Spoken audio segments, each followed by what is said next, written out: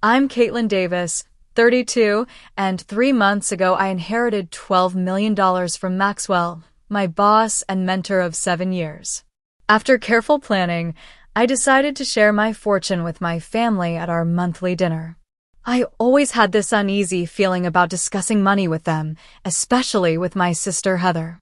That night confirmed my worst fears when she screamed, "You manipulated that old man for his money." I never expected my own blood to betray me so publicly. If you're watching this, drop a comment letting me know where you're tuning in from. Hit that like button and subscribe to hear how I turned the tables on my greedy family. I grew up in a middle-class neighborhood in Minneapolis. We weren't poor, but we definitely weren't rich either. My parents, Robert and Diane Davis, worked stable jobs that kept us comfortable but always stressed about bigger expenses. My father worked as a manager at a local hardware store, while my mother was an elementary school administrator.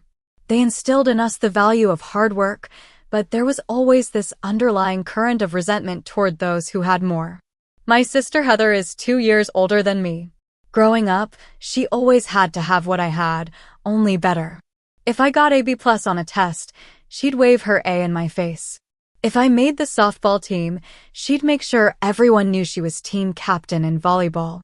Our brother James, for years younger, was more laid back but easily swayed by Heather's strong personality.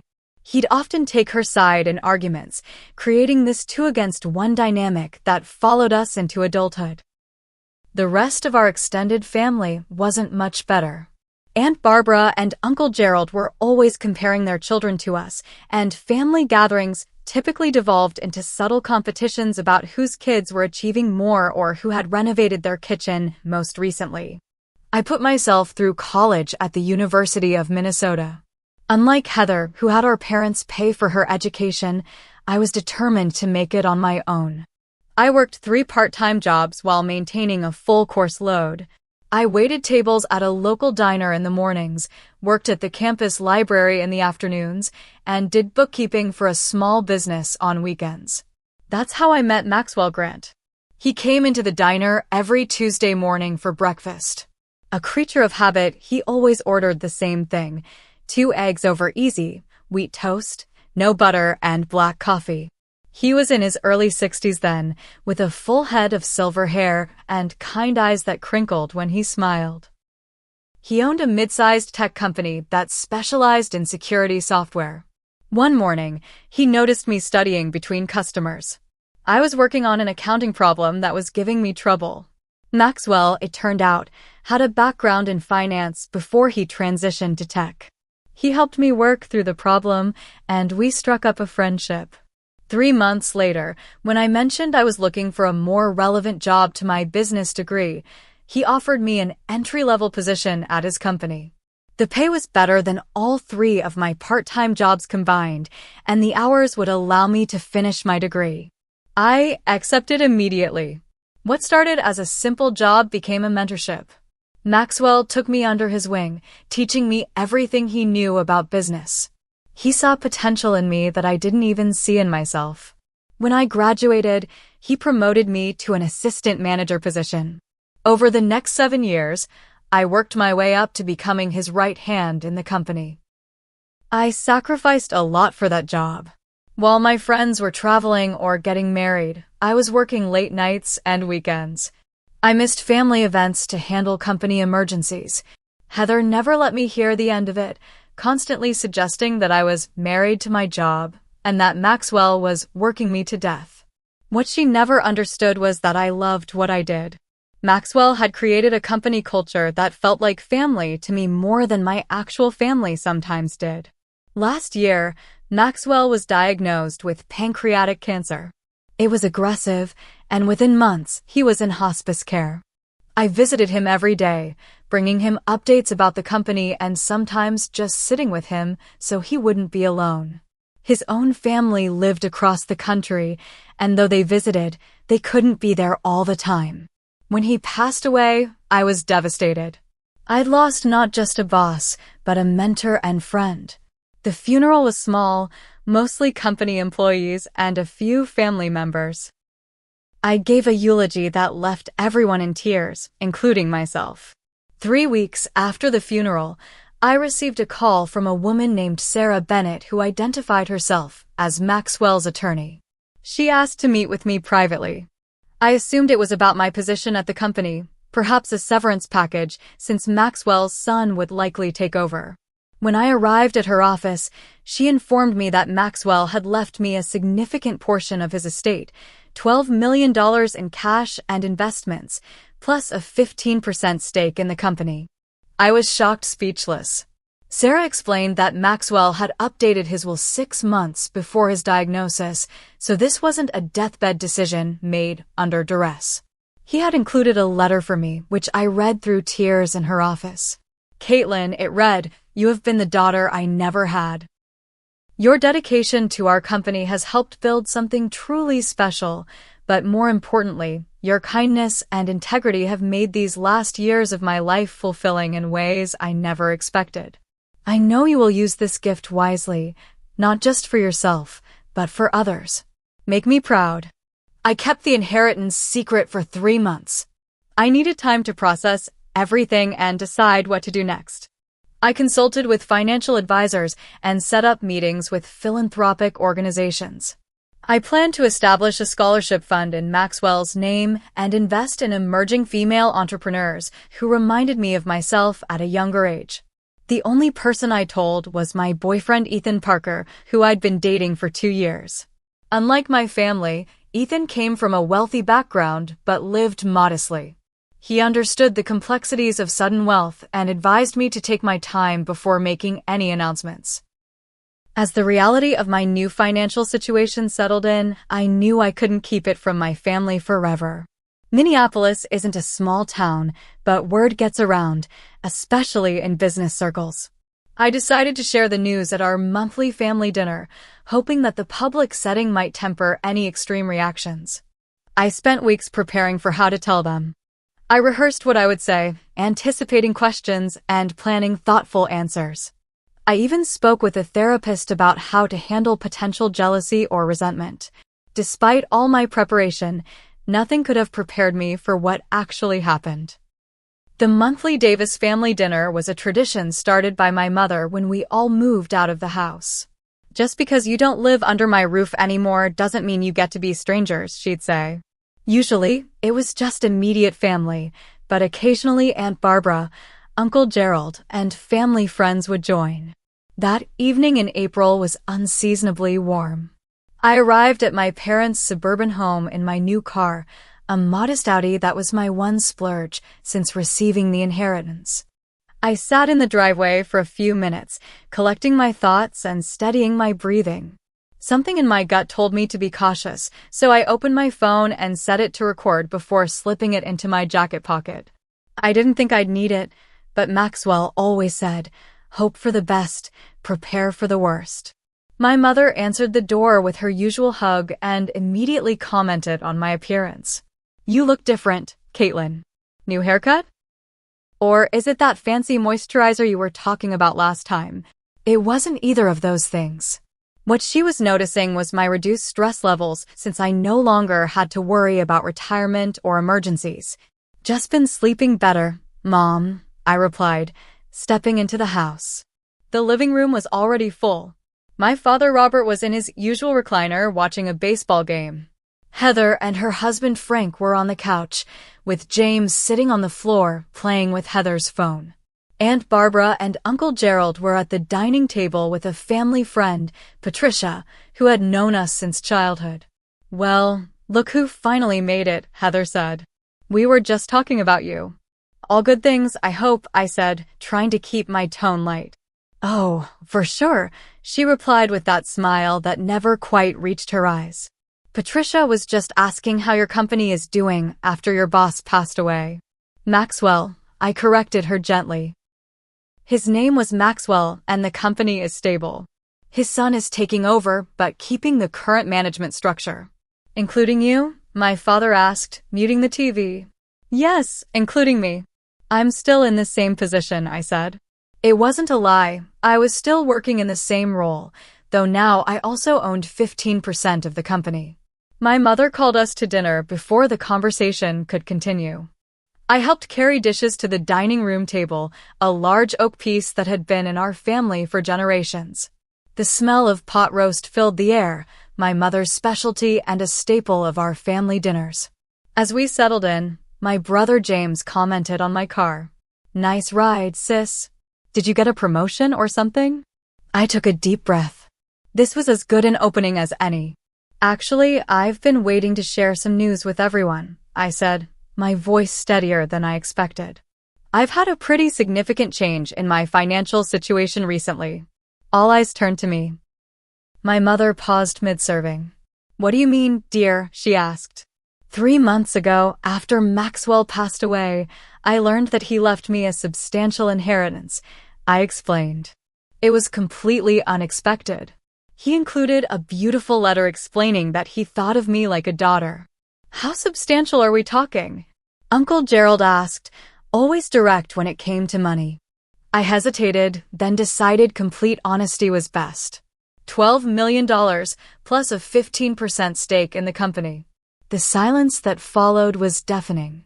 It lasted maybe 5 seconds, but felt like an eternity. "You're joking," Heather finally said, her fork clattering against her plate. "I'm not," I replied. "I've spent the last 3 months meeting with financial advisors and planning how to use it responsibly. I'm setting up a scholarship fund in Maxwell's name and investing in female entrepreneurs." My father was the first to offer congratulations, though I noticed his hands trembling slightly as he reached for his water glass. My mother followed suit, though her smile seemed frozen. James looked genuinely happy for me, while Aunt Barbara and Uncle Gerald exchanged glances I couldn't quite interpret. It was Heather who shattered the moment. She laughed, a harsh sound that cut through the awkward silence. "Oh, come on," she said, setting down her utensils. "You expect us to believe that your boss just happened to leave you $12 million out of the goodness of his heart? A man 40 years your senior with actual family of his own." "Heather," my mother warned, but she was already gaining momentum. "No, Mom, I'm serious. This doesn't make any sense." She turned to me, eyes narrowed. "What did you really do to get that money, Caitlin? Because we all know people don't just give away millions to their employees." My cheeks burned with humiliation and anger. "What exactly are you implying, Heather?" "I'm not implying anything. I'm saying it outright. You must have manipulated that old man somehow. Was he losing his mental faculties at the end? Did you take advantage of that?" Her voice was getting louder with each question. "Or was it something more? Were you sleeping with him?" "Heather," my father shouted, finally intervening. "That's enough." But it wasn't enough for her. She stood up, pointing at me accusingly. She shows up in a new car, announces she magically got $12 million from her elderly boss, and we're just supposed to accept that? Come on. She stole that money from a dying man and his family. The table erupted in chaos. My mother was telling Heather to sit down. My father was trying to restore order. James looked utterly confused.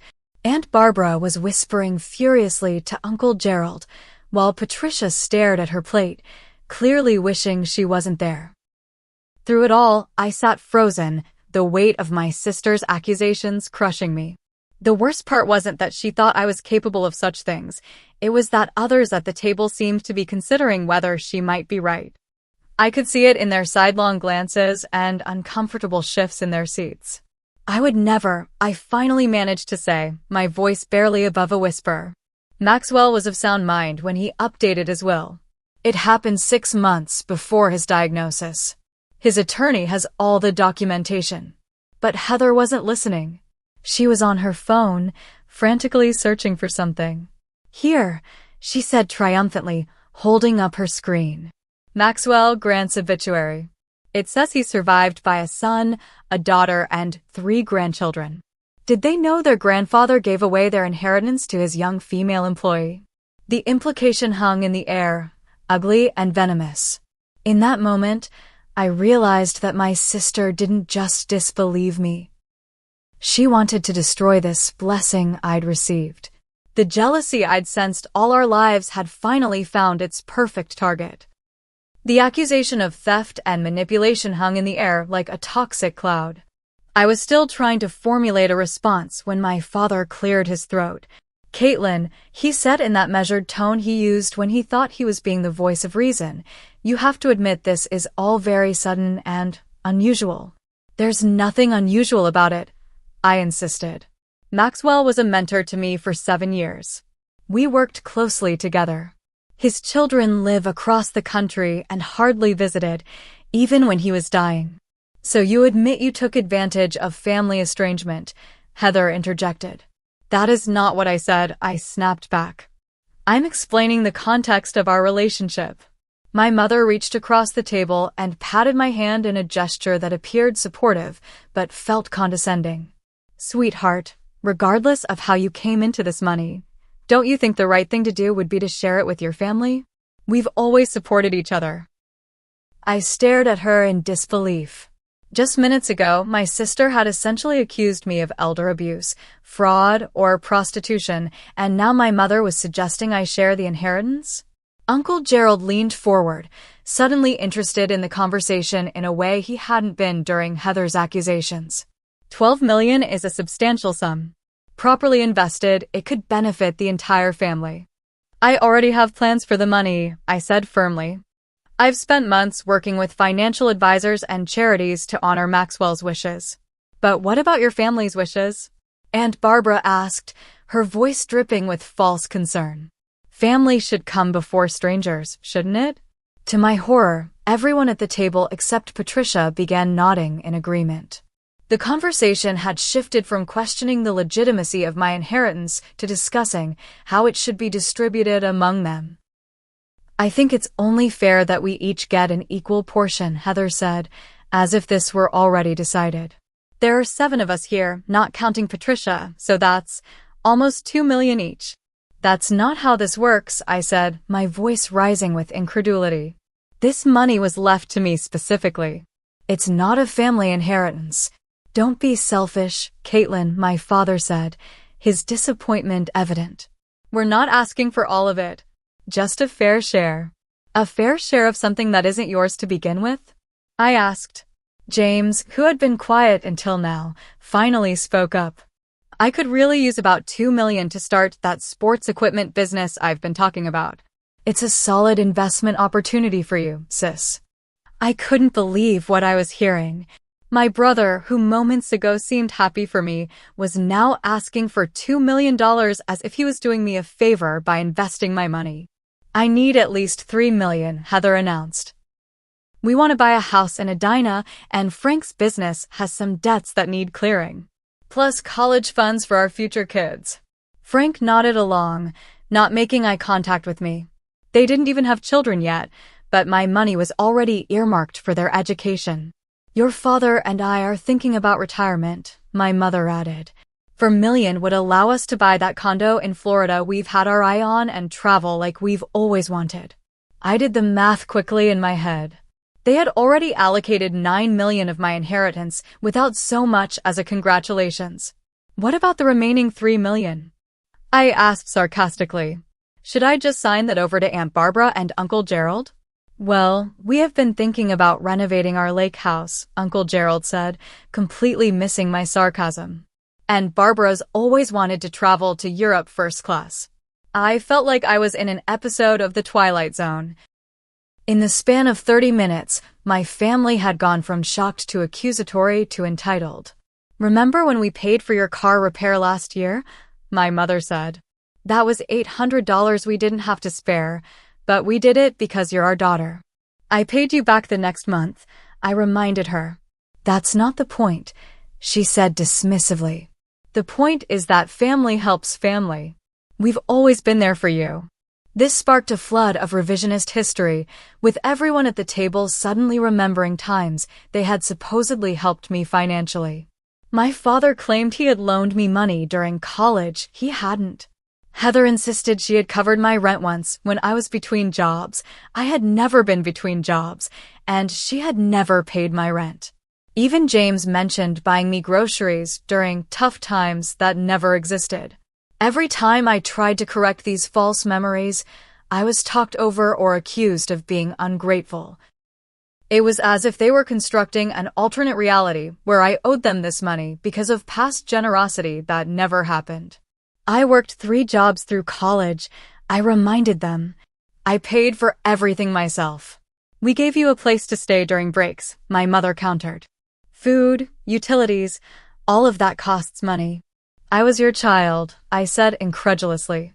That's what parents are supposed to do. And now you're supposed to take care of us, my father said. That's how family works.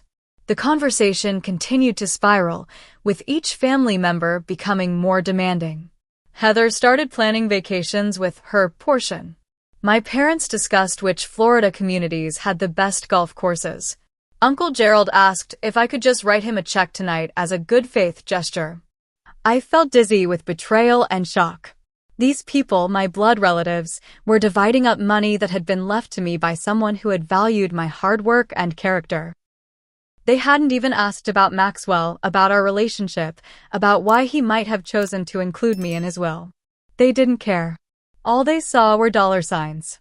What if I say no? I finally asked, interrupting their planning. The table went silent again. My mother looked at me as if I'd suggested setting the house on fire. What do you mean, no? She asked. I mean no. I'm not giving any of you this money. It was left to me for a reason, and I intend to honor the wishes of the man who trusted me with it. My father's face darkened. Caitlin, be reasonable. This is your family. A family that just accused me of stealing and manipulation, I pointed out. A family that hasn't even asked how I feel about any of this. Heather's expression turned ugly. If you don't want to share willingly, maybe Maxwell's family would be interested to know how their father's employee ended up with their inheritance. I'm sure they have excellent lawyers. It was a threat, plain and simple. Are you blackmailing me now? I asked, my voice steady despite the turmoil inside. I'm reminding you of your moral obligations, she replied smoothly. To your family and to the truth. My parents nodded in agreement with Heather, a united front against me. James looked uncomfortable but said nothing to defend me. Aunt Barbara and Uncle Gerald watched with the avid interest of people enjoying a dramatic television show. I think, my father said gravely, you need to decide what's more important to you, Caitlin. Your newfound wealth or your family. Because you can't have both if you're going to be selfish about this. An ultimatum. Share the money or be cut off. As I looked around the table at these people I'd known all my life, I realized with startling clarity that they had shown me exactly who they were. And it was time I believed them. Let me get this straight, I said, my voice trembling with a mixture of anger and disbelief. Either I give you all millions of dollars that were legally left to me, or you'll cut me out of the family and potentially try to create legal problems for me. Don't be so dramatic, Caitlin, my mother said with a dismissive wave. We're just talking about what's fair. Fair. I repeated, the word tasting bitter in my mouth. Was it fair when Heather accused me of manipulating and stealing from a man who was like a father to me? A man none of you even bothered to ask about. We're just concerned about how this looks, my father insisted. A young woman suddenly getting millions from her elderly boss. People will talk. People like you mean? I shot back. People who immediately assume the worst about their own daughter? Heather stood up again, her chair scraping loudly against the hardwood floor. I'm going to contact Maxwell's children tomorrow. They deserve to know what happened. Nothing happened. I shouted, finally losing my composure. Maxwell was a mentor who valued my contribution to his company. He was of sound mind when he made his will, with witnesses and proper legal documentation. You have no grounds for these disgusting accusations.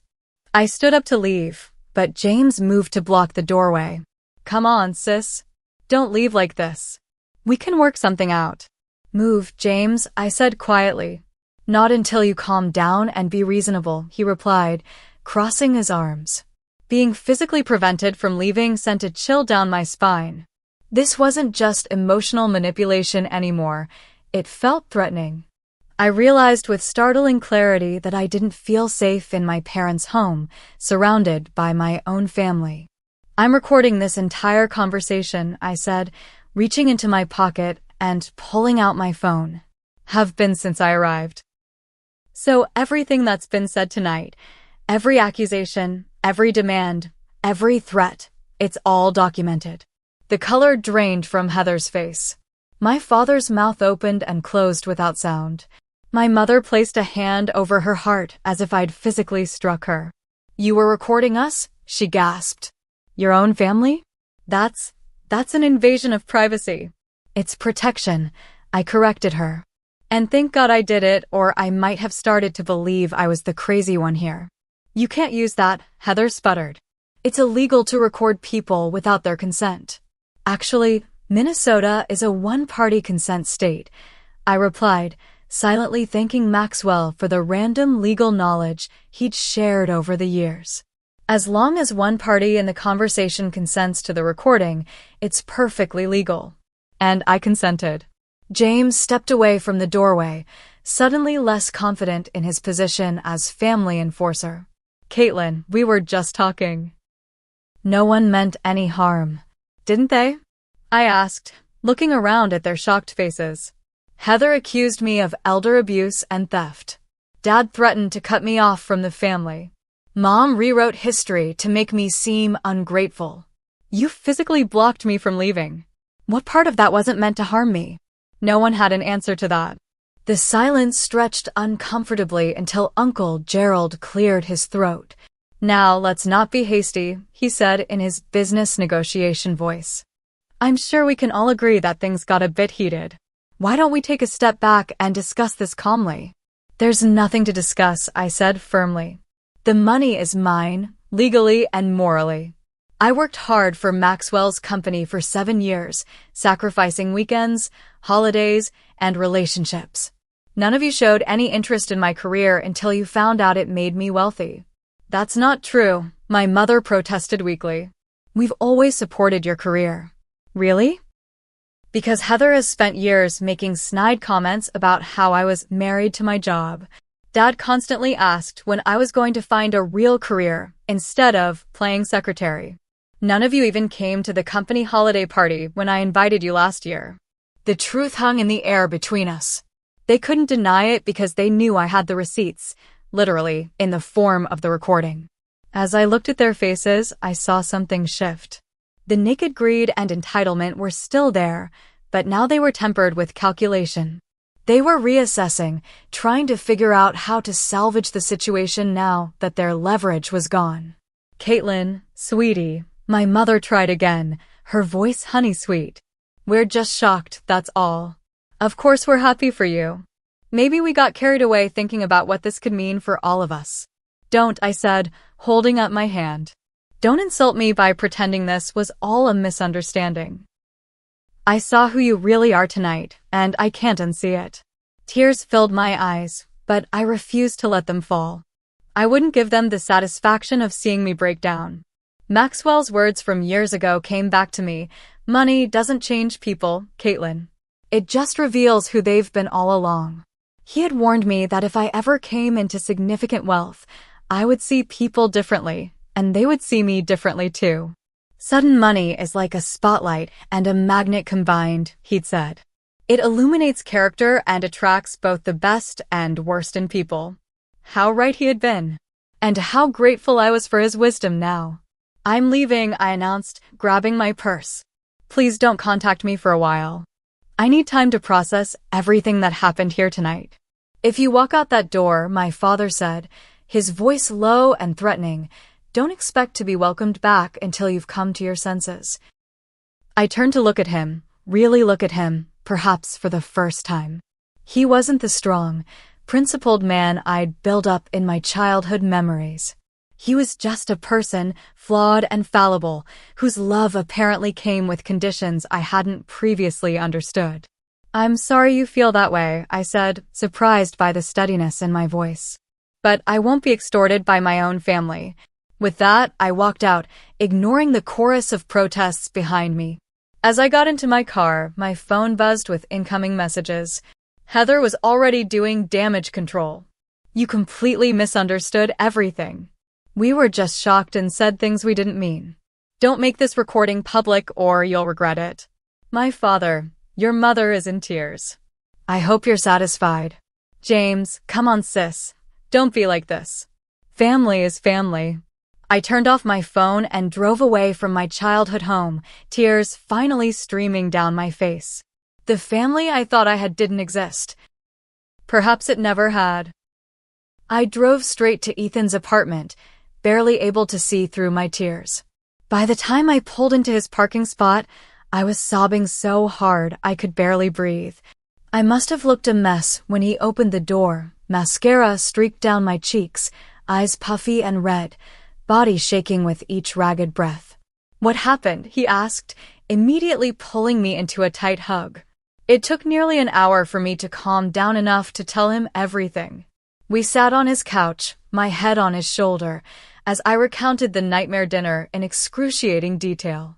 To his credit, Ethan didn't interrupt, didn't try to offer solutions, just listened and held me tighter when my voice broke. When I finished, he was quiet for a long moment before saying, "Play me the recording." I hesitated. Are you sure? It's pretty ugly. I want to understand exactly what happened, he said firmly. And what we're dealing with. The we wasn't lost on me. In the midst of feeling utterly abandoned by my blood relatives, his automatic inclusion of himself in my problems felt like a lifeline. I played the recording, cringing as Heather's accusations filled Ethan's living room, followed by the escalating demands and threats from my family. Hearing it played back somehow made it even worse, the calculated nature of their manipulation more obvious from a distance. When it ended, Ethan's jaw was clenched tight. You need to call Sarah Bennett first thing tomorrow, he said, referring to Maxwell's attorney. Your family made specific threats about contacting Maxwell's children with false accusations. You need legal protection. I nodded, exhausted. I can't believe this is happening. I can, Ethan said softly. I've seen it before. Money changes how people see you. Suddenly you're not just Caitlin anymore. You're Caitlin with $12 million. The next morning, I called Sarah from Ethan's apartment. After explaining the situation, she immediately set up an emergency meeting for that afternoon. Bring the recording, she instructed. And don't respond to any more messages from your family until we've talked. Sarah's office was in a sleek downtown building with a view of the Mississippi River. Despite my emotional state, I couldn't help but admire the elegant simplicity of her workspace, all clean lines and muted colors. She listened to the recording without comment, her expression professionally neutral. When it finished, she leaned back in her chair and sighed. Unfortunately, this isn't uncommon, she said. I've seen families tear themselves apart over much less money than you've inherited. What should I do? I asked. They're threatening to contact Maxwell's family with allegations that I somehow manipulated him. Maxwell anticipated something like this might happen, Sarah revealed, opening a drawer and pulling out a file. Not specifically with your family, but he was concerned that his decision might be questioned by various parties. She handed me a sealed envelope with my name written in Maxwell's distinctive handwriting. He asked me to give you this if anyone ever challenged the legitimacy of your inheritance. With trembling fingers, I opened the envelope. Inside was a letter, dated 6 months before his diagnosis. To whom it may concern. I, Maxwell Grant, being of sound mind and under no duress or undue influence, have chosen to include Caitlin Davis in my will for reasons that are entirely my own. Caitlin has shown exceptional dedication to my company, outstanding character in all her dealings, and has become like family to me over our years working together. My decision is not based on any manipulation or inappropriate relationship, as some might suggest. Rather, it is based on my desire to reward exceptional loyalty and to ensure that someone who shares my business values has a stake in the company's future. My children are well provided for, and they are aware of my decision. Any suggestion that Caitlin has acted improperly is not only false but defamatory. Sincerely, Maxwell Grant. Below his signature were the signatures of 2 witnesses and a notary stamp. I looked up at Sarah, speechless.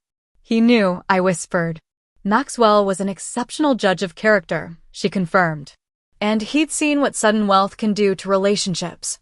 He wanted to make sure you were protected. So what do we do now? I asked. First, we send a cease and desist letter to your family members, warning them that any defamatory statements about you to Maxwell's family or others could result in legal action.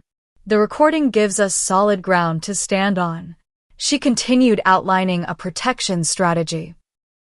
Documenting all communication from my family, possibly filing for a restraining order if the harassment continued, and preparing a statement for Maxwell's children in case they were contacted. I've already spoken with Jessica, Maxwell's daughter, Sarah added. She wanted to meet you anyway, and I think it might be helpful for both of you to talk. After leaving Sarah's office, I felt marginally better. I had a plan, I had support, and most importantly, I had Maxwell's explicit confirmation that he knew exactly what he was doing when he included me in his will. Over the next week, the situation with my family escalated. Heather posted vague but pointed comments on social media about people taking advantage of the elderly and families being torn apart by greed. The irony wasn't lost on me. My mother called daily, alternating between guilt trips about her suddenly deteriorating health and awkward attempts to act as if nothing had happened. I've always been on your side, she insisted in one message. It was your father and sister who got carried away. My father took a different approach, sending a formal-sounding email about how my financial obligation to family was a moral imperative regardless of legalities. He cited Bible verses about honoring one's parents and warned that my selfishness would have long-term consequences for my soul. James was the only one who seemed genuinely conflicted. I'm sorry about what happened, he texted. I got caught up in the moment. But family is family, right? We should be able to work this out. I didn't respond to any of them, following Sarah's advice to maintain distance until the legal protections were in place. 3 days after the dinner, I was leaving work when I spotted Heather's car parked across the street from my office building.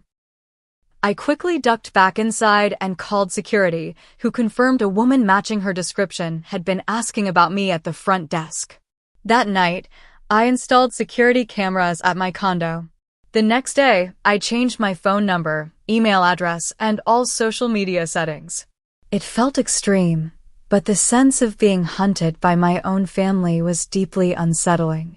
On Thursday, I met with Jessica Grant at a quiet cafe downtown. I was nervous about meeting Maxwell's daughter, despite Sarah's assurances that she harbored no ill will toward me. Jessica was in her late 40s, with her father's kind eyes and salt and pepper haircut in a stylish bob. She greeted me with a warm hug that caught me off guard. I've been looking forward to meeting you, she said as we sat down. Dad talked about you all the time. Over coffee, she shared stories about Maxwell I'd never heard. His early struggles building the company, his devotion to her and her brother despite a demanding career, his quiet philanthropy that few people knew about. When he told us about his plans for his will, we weren't surprised, she said. He'd been telling us for years that you were the future of the company, that you understood his vision in a way few others did. Your family didn't mind? I asked hesitantly. Jessica smiled. Dad provided for us very well throughout his life. My brother and I both have successful careers and financial security. The company stake was more symbolic for us than necessary. She paused, stirring her coffee. But I understand your family is having a different reaction? I nodded, embarrassed. They've convinced themselves I manipulated your father somehow. My sister is particularly determined to prove I don't deserve what he left me. Dad warned us this might happen, Jessica said, surprising me again. Not specifically with your family, but he said sudden wealth often reveals unpleasant truths about relationships. He told me the same thing, I said softly. He also said you might need allies, she continued. That's partly why I wanted to meet. To let you know that if your sister or anyone else approaches us with accusations, we won't entertain them for a second." Tears welled in my eyes. Even from beyond the grave, Maxwell was still looking out for me. "Thank you," I managed to say. "That means more than you know." Jessica reached across the table and squeezed my hand. "Dad had excellent judgment about people. If he chose you for this, there's no doubt in my mind you deserve it."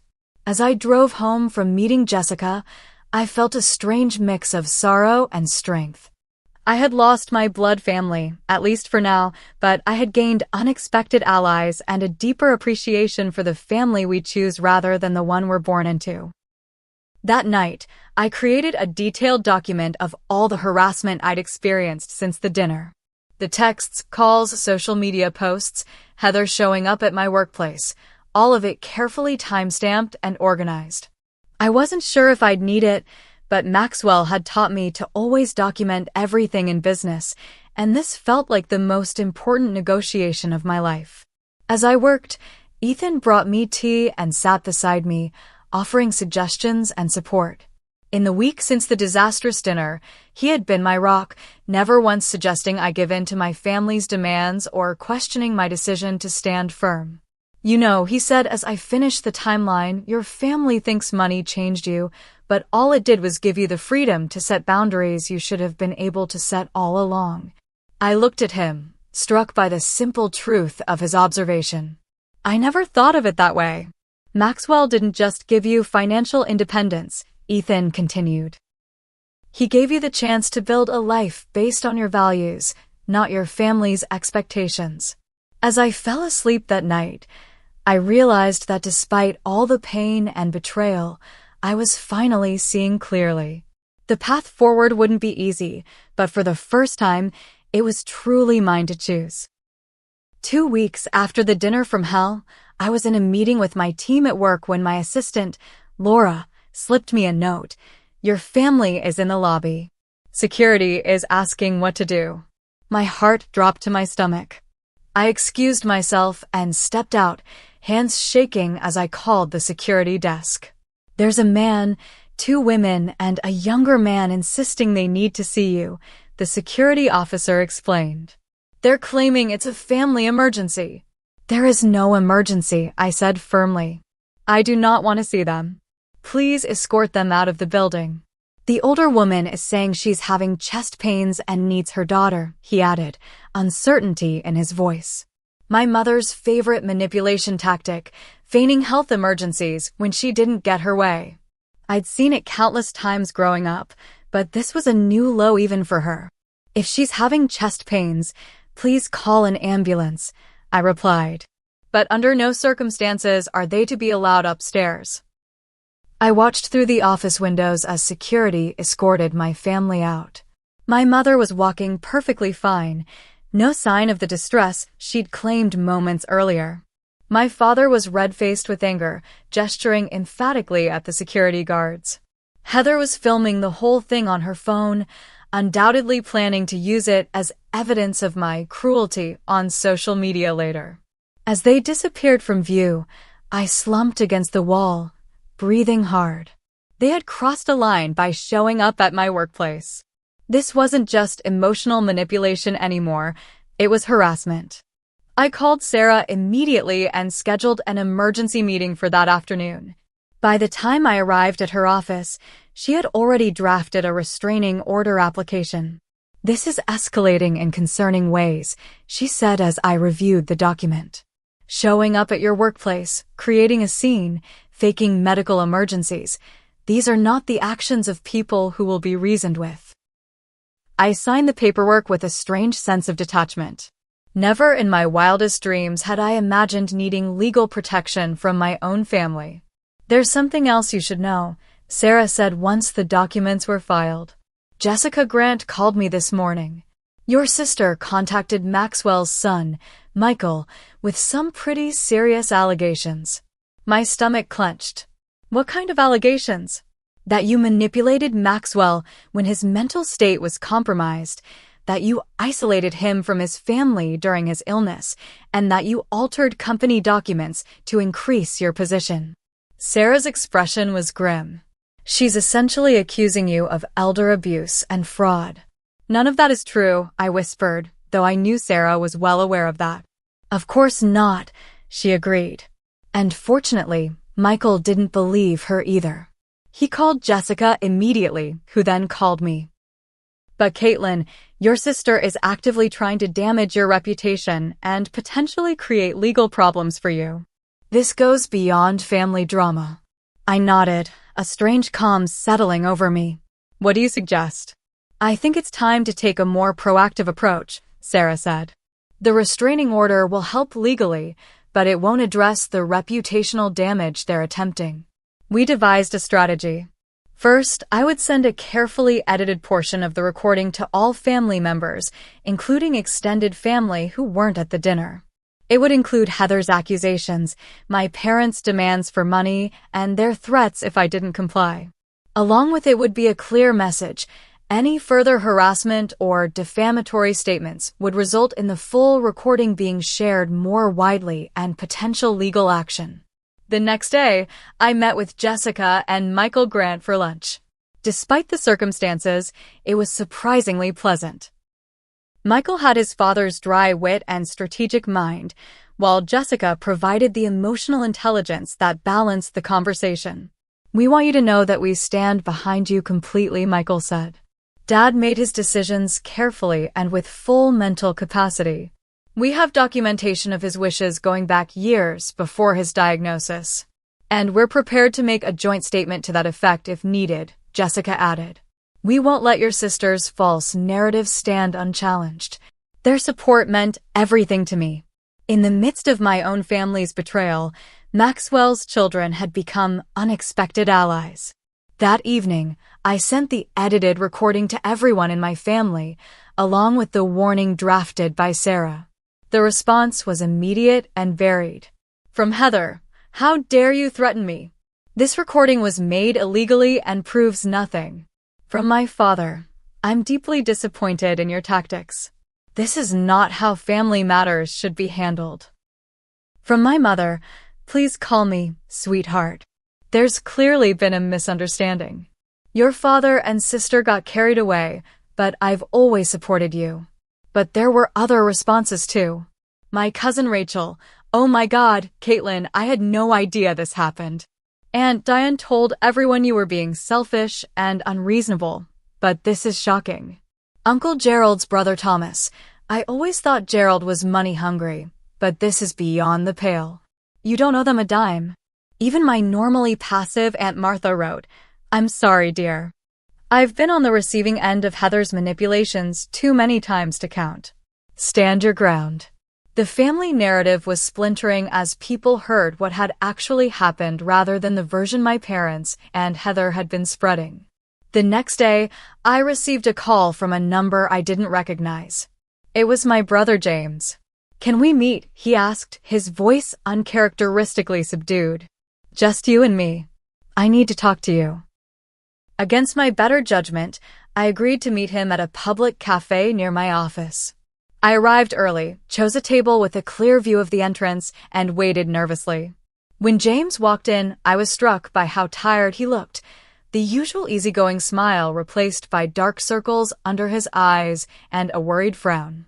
"Thanks for meeting me," he said, sliding into the seat across from me. "I wasn't sure you would." "I almost didn't," I admitted. "What do you want, James?" He sighed heavily. "First, to apologize. I was an ass at that dinner. I got caught up in the moment, in the idea of easy money, and I didn't stand up for you when I should have."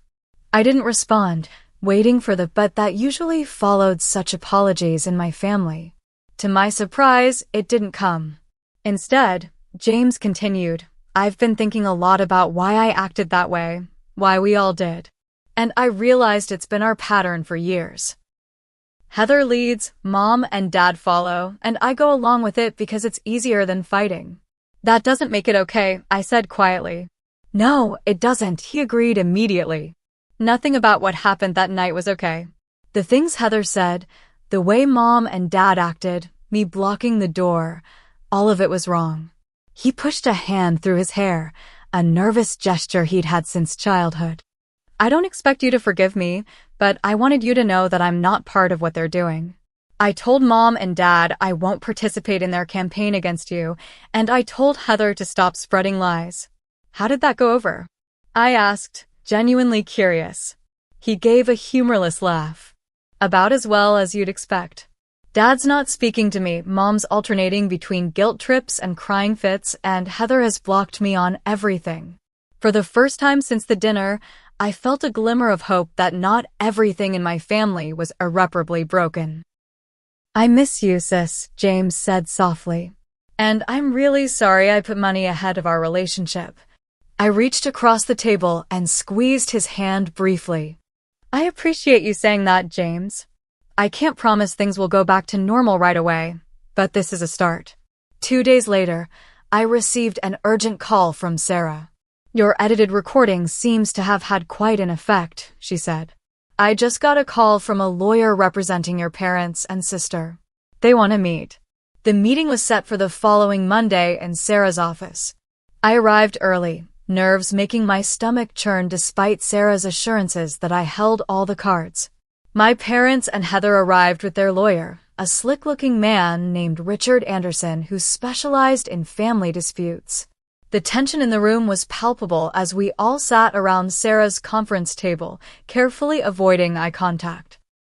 My clients would like to resolve this unfortunate family matter without further escalation, Anderson began, his tone professionally conciliatory. They recognized that emotions ran high at the family dinner in question, and that things were said in the heat of the moment that were regrettable. Regrettable, I repeated, unable to keep the edge from my voice. Is that what we're calling false accusations of elder abuse and fraud now? Anderson cleared his throat uncomfortably. Ms. Davis, my clients are prepared to offer a formal apology for any misunderstandings and to cease all communication regarding your inheritance if that's what you wish. Sarah leaned forward. And what about the defamatory statements made to Maxwell grandson? The harassment at Ms. Davis's workplace? The threats to make her regret not sharing her inheritance. My mother looked genuinely shocked. We never threatened you, Caitlin. I have the recording, Mom, I said quietly. Every word. What my clients are offering, Anderson continued, clearly trying to regain control of the conversation, is a clean slate. They will retract any potentially harmful statements, cease all contact if Ms. Davis wishes, and consider the matter closed. I looked at my family, really looked at them. My father, rigid with suppressed anger. My mother, tearful but calculating. Heather, unable to meet my eyes, her usual confidence notably absent. Why the change of heart? I asked them directly. 2 weeks ago, you were dividing up my inheritance and threatening me if I didn't comply. Now you want a clean slate? What changed? No one answered for a long moment. Finally, my father spoke, his voice strained. The recording you sent to the extended family has caused complications.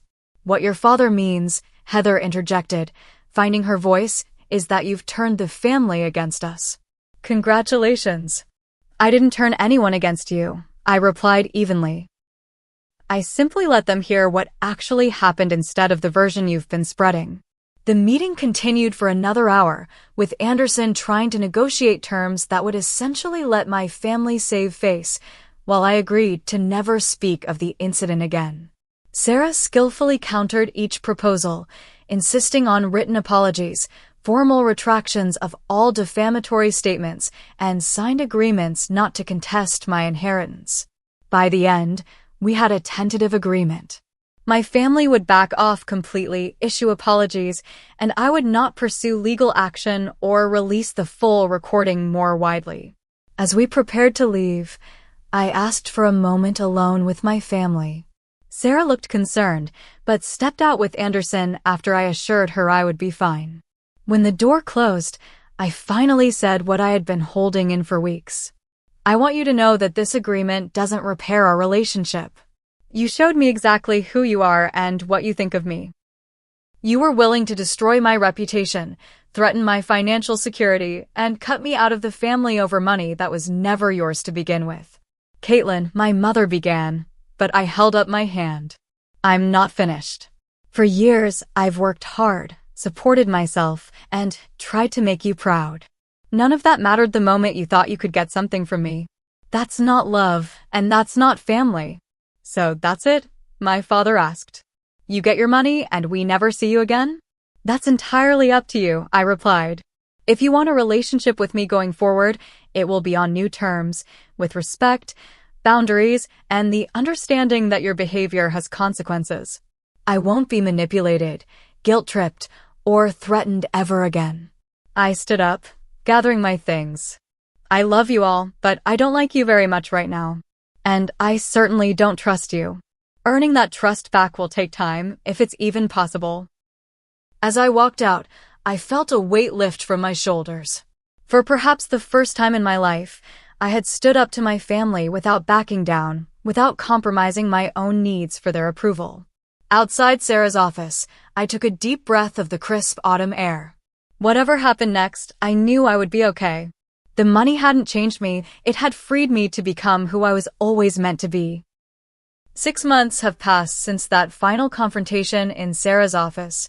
The world has continued turning, seasons have changed, and I've built a new normal that sometimes still feels surreal. The legal agreement with my family has held. They've maintained their distance, refraining from contact except for occasional texts from my mother asking about my well-being in carefully neutral language. I respond politely but briefly, maintaining the boundaries I've established. Heather, true to form, couldn't resist testing those boundaries once.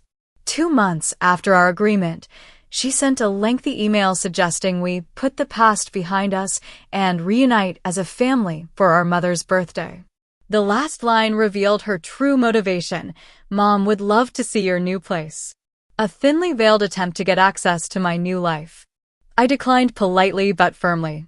My relationship with James has slowly begun to heal.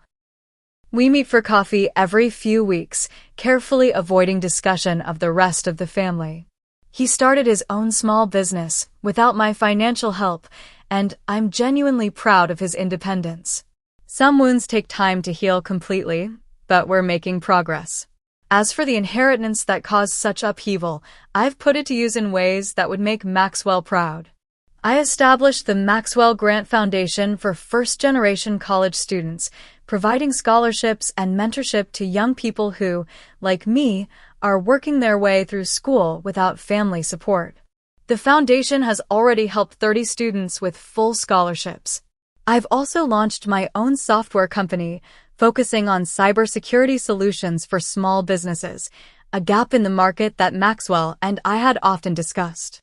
The 15% stake in his company gives me a solid foundation, but building something of my own has been incredibly fulfilling.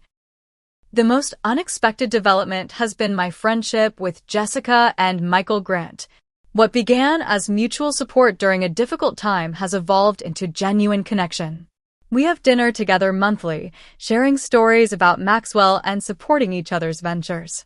Last month, they invited me to Jessica's daughter's wedding, introducing me to their extended family with warmth and inclusion that still takes me by surprise. One rainy afternoon in April, I met Maxwell's widow, Eleanor, for tea at her favorite cafe. Though I'd met her briefly at the funeral, this was our first real conversation. At 75, she had a quiet elegance and sharp intelligence that immediately put me at ease. Maxwell told me he was including you in his will, she revealed as we settled in with our tea. He was quite adamant about it, actually. I had no idea, I admitted. It came as a complete shock to me. Eleanor smiled. He knew it would. That was part of why he was so certain you deserved it. He said, the ones who expect nothing are usually the ones who deserve everything. She stirred her tea thoughtfully.